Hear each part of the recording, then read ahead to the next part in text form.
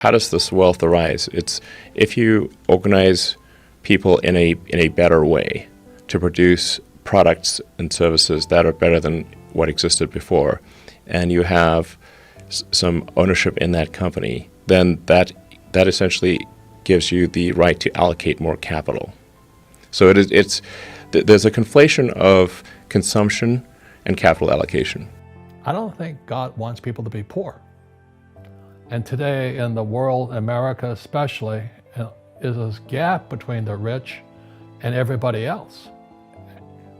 And I know the game of the rich. You know, my rich dad taught me, you know it because you're the banker.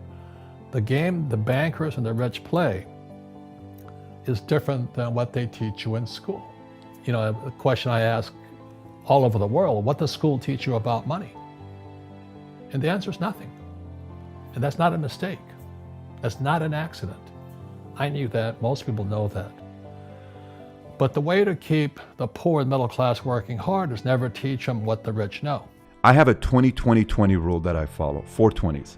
First 20, your first 20 years of growing up, don't make big mistakes. Next 20 years, find one industry, lock in, become the best, make a lot of money. Minimum 10 million, upwards of $100 million.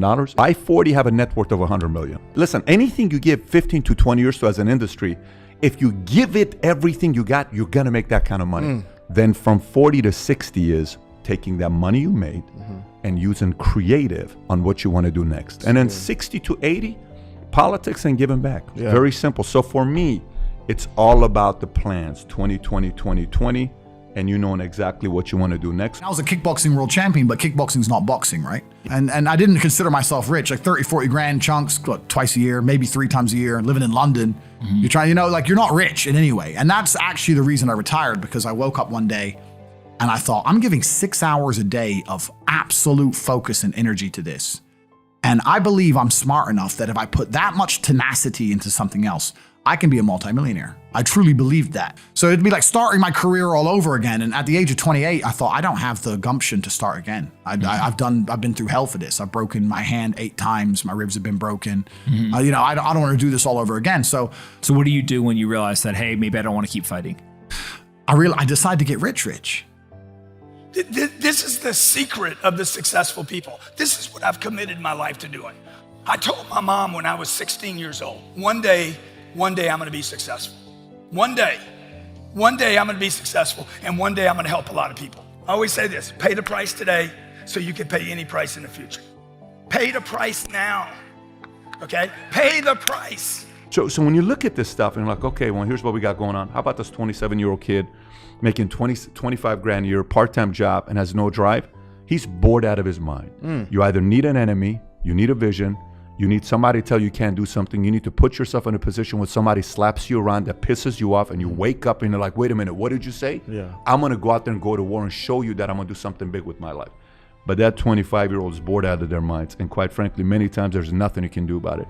It has to come internal. Look, life is a test. Like one of the first questions, when I finally realized what my rich dad was saying, I said, well, when do I never need a paycheck again? So that's why my goal when I was about your age, a little older, around 25, I said, my goal is to never need a paycheck again from anybody, even the government. I don't want any Medicare, Social Security, or whatever. You know, when I was a military pilot, I said, oh, you got to get the military pilot pension.